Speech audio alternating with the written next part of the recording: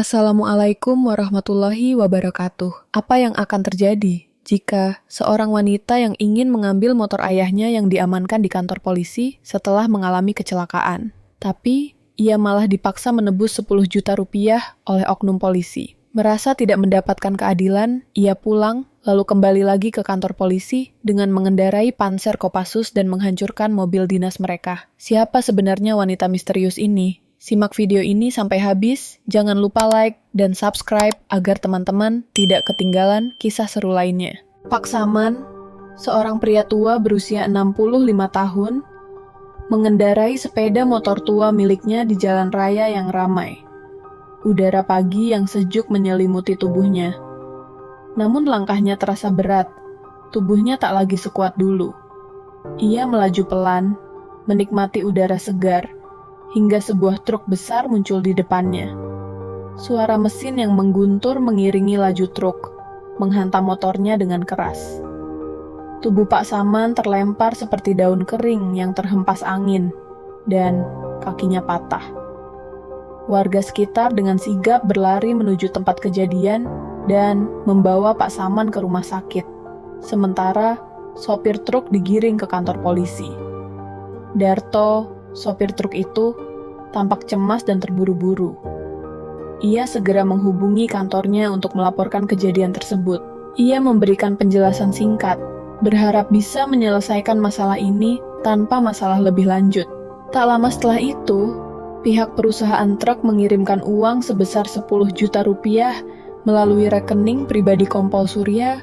Uang tersebut bukan untuk ganti rugi, melainkan untuk menutup perkara ini secara damai. Uang itu sudah dipersiapkan, namun tidak ada penyesalan di wajah Darto saat meninggalkan kantor polisi. Seolah-olah tidak ada yang salah dengan kejadian tersebut. Pak Saman terbaring lemah di rumah sakit Intan Berlian, dikelilingi oleh suara bip-bip mesin yang terus berdengung memantul dalam ruang rumah sakit yang sepi. Pihak rumah sakit meminta agar Pak Saman memberikan kontak salah satu anggota keluarganya. Dalam keadaan lemah, Pak Saman dengan gemetar memberikan nomor anak perempuannya, Maya. Segera setelah itu, pihak rumah sakit menghubungi Maya, memberitahukan bahwa ayahnya mengalami kecelakaan dan harus segera dirawat. Maya yang sedang cuti kerja menerima kabar itu dengan kaget dan panik. Ayahnya adalah satu-satunya keluarga yang ia miliki setelah ibunya meninggal. Maya, wanita cantik berusia 28 tahun dengan kulit putih bersih, segera bergegas menuju rumah sakit Intan Berlian. Pikirannya berkecamuk, namun ia berusaha tetap tenang. Di dalam mobil, jantungnya berdegup kencang, sementara di luar, cuaca pagi yang cerah semakin membuatnya cemas. Begitu sampai di rumah sakit, Maya langsung menuju ruang perawatan ayahnya. Melihat Pak Saman yang terbaring tak berdaya dengan kaki yang terbungkus perban, hatinya serasa terhimpit. Air mata tak bisa ia bendung lagi. Tangisannya pecah begitu.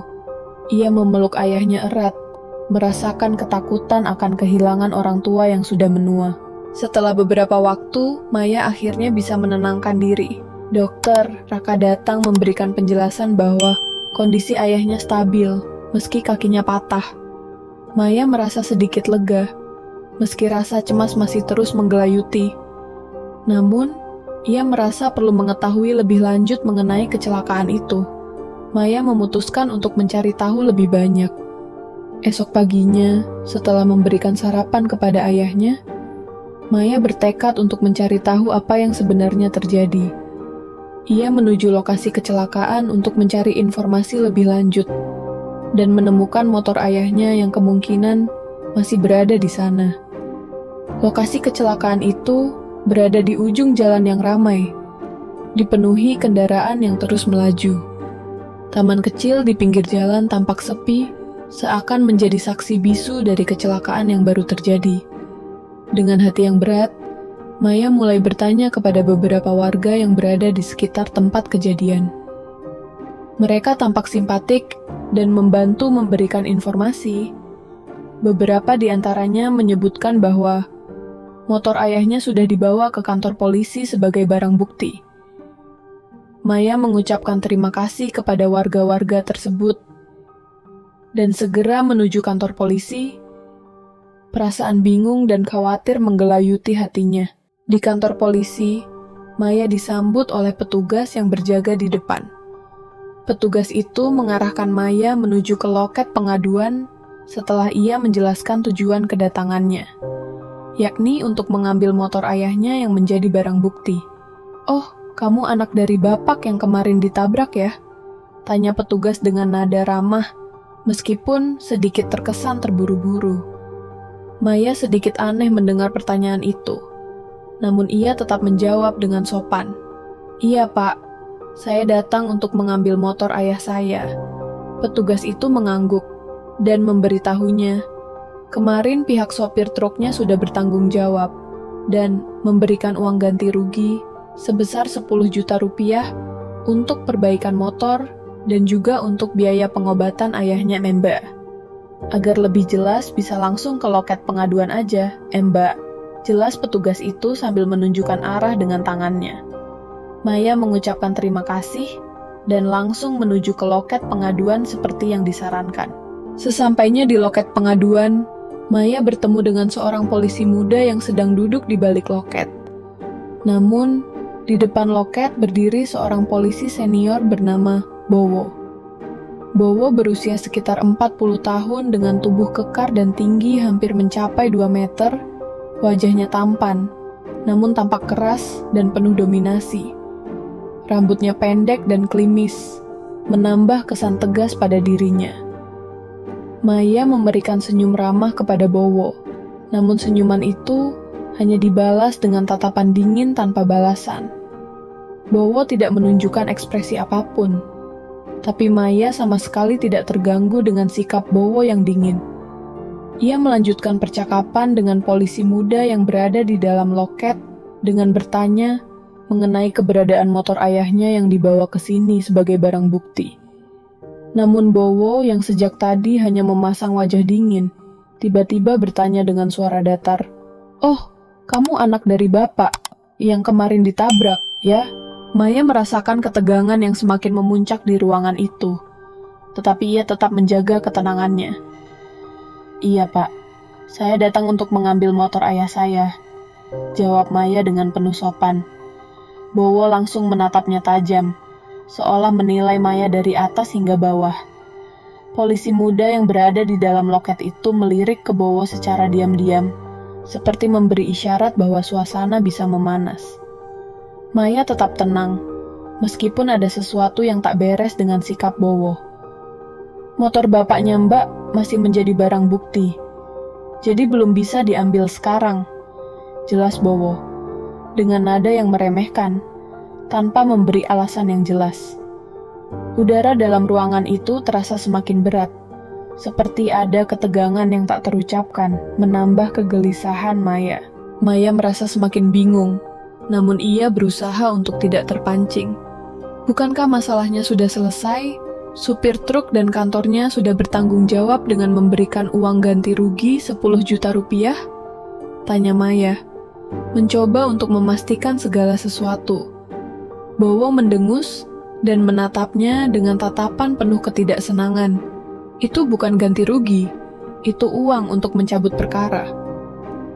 Kalau Mbak mau ambil motor, harus mengikuti alur yang ada," jawab Bowo dengan nada semakin berat, menambah kesan seolah ia memegang kendali penuh atas keadaan. Maya merasa terperangkap dalam permainan yang tidak jelas tujuannya.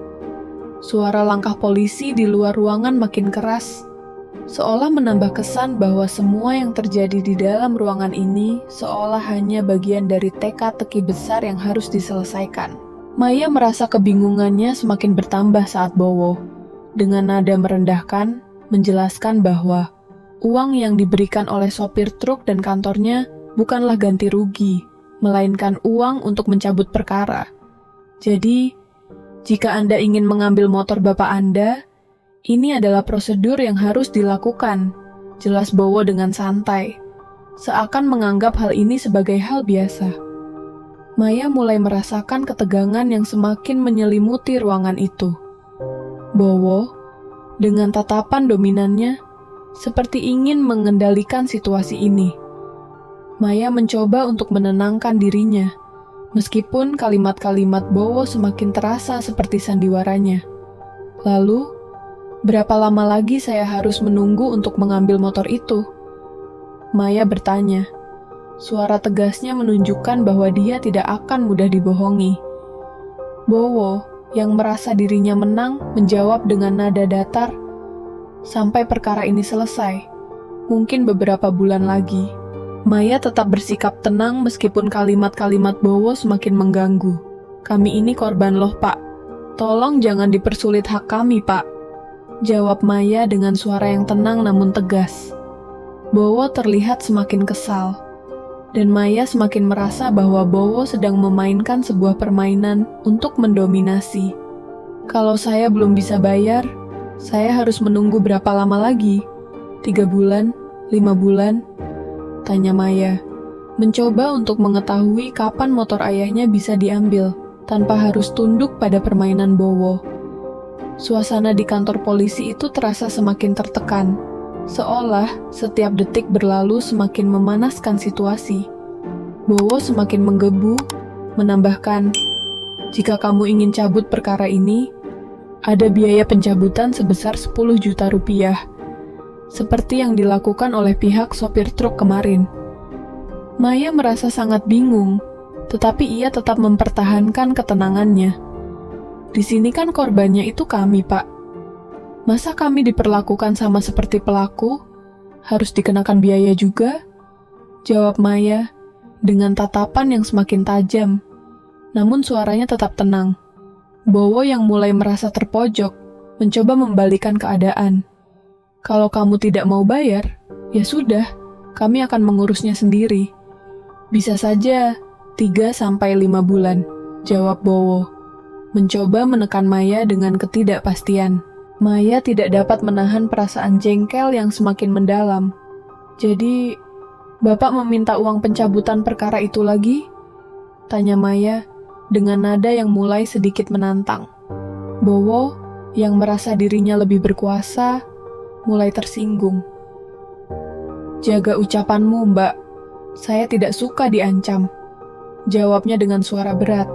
Semakin terlihat kemarahan yang tak terkendali di wajahnya. Maya tahu bahwa ini adalah titik krusial dalam percakapan mereka, dan ia tetap mempertahankan ketenangannya. "Saya bukannya mengancam, Pak, tapi Bapak kan yang seharusnya melayani dan mengayomi kami sebagai masyarakat. Seharusnya kami bisa mendapatkan keadilan dari Bapak, bukan justru dapat perlakuan seperti sekarang ini," jawab Maya dengan tatapan yang semakin tajam, namun suaranya tetap tenang. Bowo yang mulai merasa terpojok, mencoba membalikan keadaan. "Kalau kamu tidak mau bayar, ya sudah, kamu urus saja sana sendiri. Bisa saja 3-5 bulan, jawab Bowo, mencoba menekan Maya dengan ketidakpastian. Maya menatap tubuh besar Bowo yang berdiri dengan dada membusung, penuh kesombongan. Napasnya terasa berat, namun pikirannya tetap berusaha tenang. Ia tahu benar, menghadapi tubuh kekar Bowo dengan kekuatan fisik adalah kesia-siaan. Perlawanan hanya akan berakhir pada kekalahan, dan itu bukan pilihan. Maka, Maya menunduk sejenak, lalu berbalik meninggalkan ruangan dengan langkah mantap. Dari balik sorot matanya yang tenang, tersembunyi rencana besar yang mulai matang di kepalanya. Bowo mengira dirinya telah menang. Padahal, sebenarnya ia sedang lengah menghadapi badai yang akan segera datang. Di rumah sakit, Maya kembali duduk di sisi ranjang Pak Saman yang masih lemah tak berdaya. Udara ruangan itu dipenuhi bau obat-obatan dan suara mesin medis yang berdengung pelan. Maya memandangi wajah ayahnya. Setiap kerut di dahi tua itu seperti menambah bara dalam dadanya. Amarah bercampur kecewa, membuat dadanya sesak. Ia menggenggam tangan ayahnya erat, lalu berbisik lirih, "Aku janji, semua ini akan kuakhiri." Saat itu tekadnya benar-benar bulat. Baginya, tidak ada lagi ruang untuk takut. Malam ini harus menjadi titik balik, titik di mana ia melawan arus ketidakadilan. Tanpa ragu sedikit pun, Maya meninggalkan rumah sakit dengan langkah cepat. Motor tuanya dipacu kencang menuju markas, menyibak jalanan malam yang sepi. Angin malam menampar wajahnya, tetapi tidak mampu mendinginkan amarah yang menggelora. Sesampainya di markas, ia langsung menuju garasi kendaraan tempur. Di sana, deretan mobil lapis baja berbaris kokoh, seperti raksasa yang siap bangun dari tidur. Maya menaiki salah satunya, menyalakan mesin berat yang meraung hingga menggema. Detik itu ia sadar, tindakannya bukan sekadar nekat, tapi langkah tegas untuk memberi perlawanan nyata terhadap kesewenang-wenangan. Mobil lapis baja itu meluncur dengan kecepatan penuh menembus jalan menuju polsek. Lampu sorot depannya membelah kegelapan, sementara suara rodanya mengguncang aspal. Sesampainya di gerbang, besi kokoh yang biasanya menjaga kantor polisi seketika hancur dihantam bodi baja. Polisi yang berjaga terkejut, sebagian teriak panik, berlari ke segala arah. Ada yang mencoba mendekat, namun mundur begitu mendengar deru mesin yang menderu seperti binatang buas. Mobil patroli di halaman tak lebih dari rongsokan setelah dilindas. Suasana polsek berubah kacau balau. Tak ada satupun yang mampu menghentikan amukan baja itu. Bangunan utama polsek bergetar hebat ketika pintunya dihantam keras oleh kendaraan baja. Suara kaca pecah, kayu patah, dan debu berhamburan memenuhi udara. Polisi di dalam berhamburan keluar, wajah mereka pucat ketakutan. Dari dalam tank, Maya membuka palka dengan perlahan, lalu turun dengan langkah mantap.